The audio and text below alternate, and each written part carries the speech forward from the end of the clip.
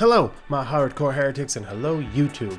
So, let's get back here. We got a little letter to YouTube. So this is actually a mix of two videos I could have done. The first one's one I was talking about for a while, and thinking about for a while, about positive things about YouTube, which there is a lot, but decided to throw in some negative too.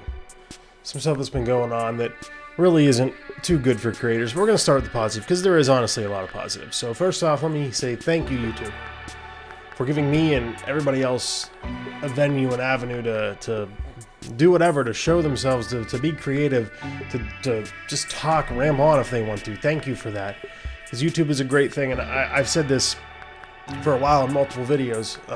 All you need is a phone, a smartphone with a camera on it, an internet connection, and boom, you can be a YouTube sensation, just like me. But it's so awesome. Like the fact that, I mean, obviously I have more than just the phone. I have a whole setup here, but you don't need to. You know, if you're just starting out, all you have is a crappy phone. You are what comes across on YouTube. You are the important part of your videos. So, and I need to learn this myself, because I get driven crazy when my stuff is poor quality. Like, I think I'm going back to my DSLR camera, because quality is so much better video-wise. But anyway, that's not the point. The point is, like, you don't have to worry about the quality. You are what comes across. So if your video is the shittiest quality in the world, if you're hilarious and there's something about you that people like, you can make it. Everybody has something they're passionate about, has a voice inside of them, and with YouTube and with everything the way it is, it's awesome, because you can get it out there. You can get your voice out there now. You know, you can put your, like I said, all you need is a smartphone and the internet. You can put your voice out there, and it's great. You don't have to go to acting school for 10 years and work dead-end acting jobs in Hollywood to get a career anymore. You know, to get a career in front of the camera. Now you can just sit in your living room, or I have a room dedicated for your YouTube room, or your bedroom, wherever you have room for a camera or your phone, outdoors, wherever. Now you can do it just anywhere, and it's awesome. I mean, at least for now, it's awesome. As of this video, I'm not sure when I'm posting it yet, but as of recording this video, we're still waiting on the outcome on net neutrality. So who knows? This could, you know, cost you $200 a month for the YouTube package internet. So as of right now, it's a great avenue. And I just want to thank YouTube for giving this kid from the outskirts of Pittsburgh a chance, you know?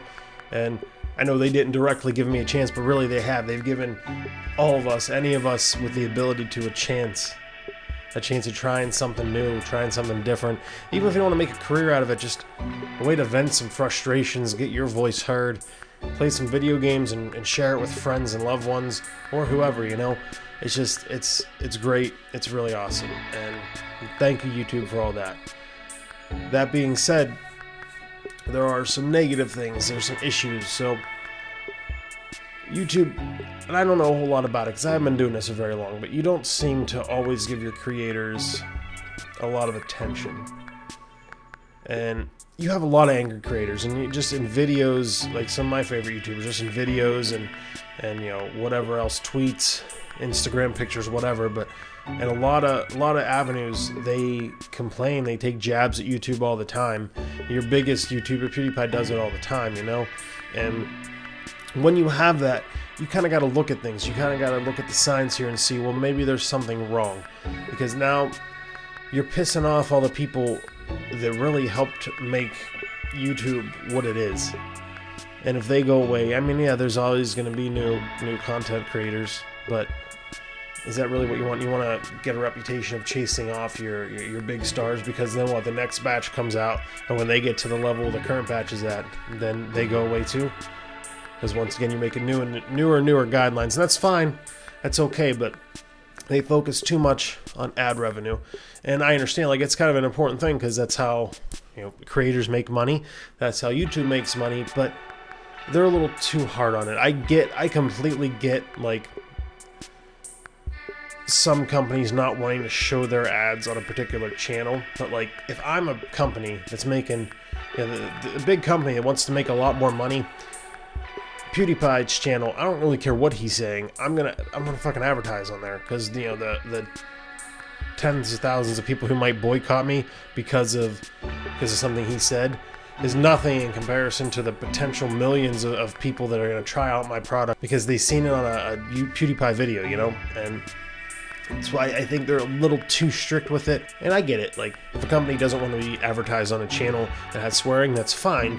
You can, you know, give them that option. Say, okay, we'll find channels that have swearing and you won't be put on them. But a lot of companies may not care about that. And I think YouTube's kind of being like, well, just to make it safe and make sure we don't have any issues, we won't put advertisements on any channels that have, you know, swearing in it. And it's just not realistic.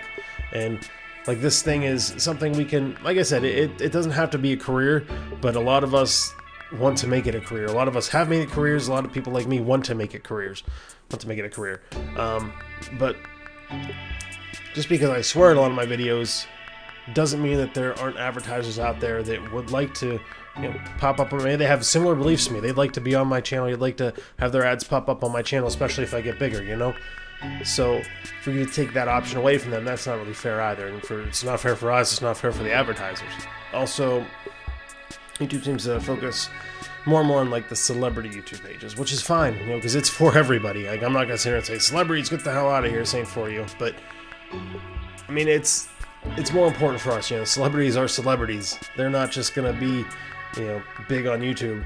They have their own thing elsewhere, and they just have to be big on YouTube because of their own thing elsewhere. But for the rest of us, for those of us who aren't celebrities or that are celebrities because of YouTube, like, this is our thing. You know, I'm not saying celebrities go away, but they don't deserve more promotion because they're celebrities. If anything, they deserve less promotion because they don't need it. They don't need it nearly as much as we need it. And it sucks to see, you know, the top 10 trending videos, celebrities. You know, it's usually celebrities I like, so I ain't really that pissed about it, but it sucks to see that, especially when you look at other videos like, well, they have a lot more views in a lot smaller period of time.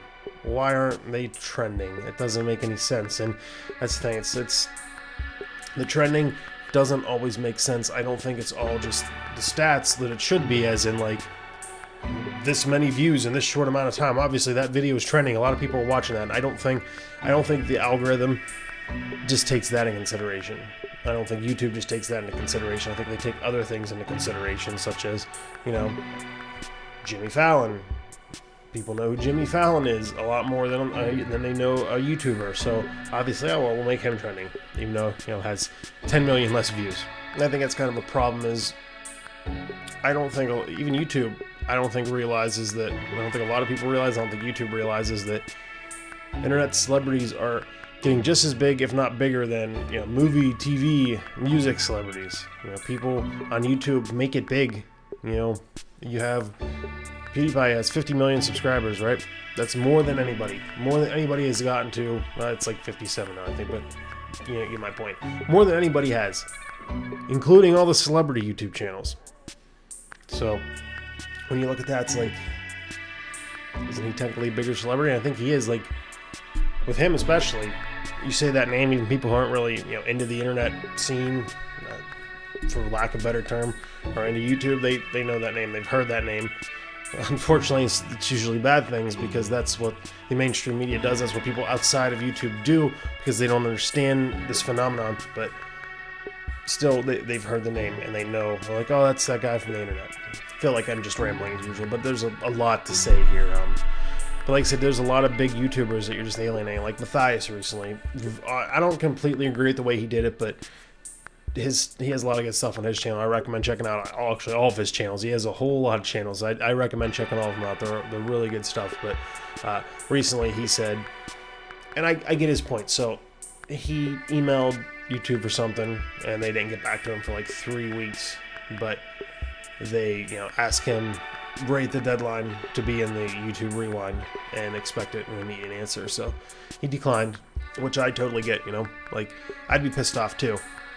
But at the same time, it's like YouTube has a lot of creators, a lot of, you know, new up and coming creators, a lot of old creators, a lot of stuff they're doing, so they can't just be like, okay, well, you're Matthias, let's just drop everything for you and email you back. So I get it from their side too, but I see his point too. Like, they're emailing him wanting a direct answer, wanting an immediate answer right there, but they can't give him an immediate answer or something.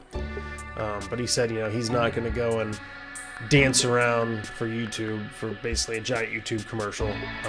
And I kind of disagree with, like, it sounded kind of arrogant. I think he realized it because he eventually said something later about, he didn't want to sound arrogant. It's just he's upset and frustrated, and we have to take a stand on YouTube, or they won't ever fix it. But I just didn't agree with that. It's like a lot of people went there to dance around. That's something I would love to do one day. Like, I would love to fucking be invited to the YouTube Rewind. I don't even care if nobody knows who I am. If people are like, who the fuck is that guy? I don't care. If I want, that'd be great. Like I said before, I said in a previous video, I get to spend time with, Markiplier, PewDiePie, somebody like that. That'd be fucking awesome. Like, that would be a dream come true for me. So I don't like that he put it like that, a bunch of people dancing around. Like, it's a fun time, from the behind the scenes footage and stuff. It looks like everybody has a really good time. I just think that was the wrong way to say it, and I don't think he really meant anything by that, but I think it was a poor choice of words. I wouldn't have personally put that in my vlog. I'd edit that one out, but I get it. He's frustrated, as a lot of people are, and honestly, I am. Like, obviously, I'm up and coming. I'm not up and coming. I hope I am, but I don't think I am. But I'm new, so nothing's really happened to me yet. But one thing actually has happened. So when I started, it was around the time when they started a new thing where you only can become monetized if you have 10,000 lifetime views on your channel. So it wasn't fully implemented yet. And when I got in, I was still monetized. I made like $1 maybe. Obviously not much. I'm not complaining about it, but I made like $1. Then they finally fully implemented it and said, okay, sorry to everybody, we finally have this implemented, so here you go, you're no longer monetized until 10,000 views. So my thing is with that, even that, like, I wasn't making any money, obviously, but my views are coming in fairly slow, so I don't know when I'm going to hit 10,000 views. I hope it picks up, but I don't know when it's going to happen. So for me, it's kind of like a slap in the face. Like, I just started this thing, and because of some technical stuff that you didn't have figured out, I get to suffer for that. And that's it's honestly not a huge number. You get a couple videos with thousands of views, and you're good to go. But for me, it was like, it was a technical mistake that you made, not fixing that, fully implementing it yet. So how about anybody that was still in that phase, you let them keep their monetization? Like, why take that away?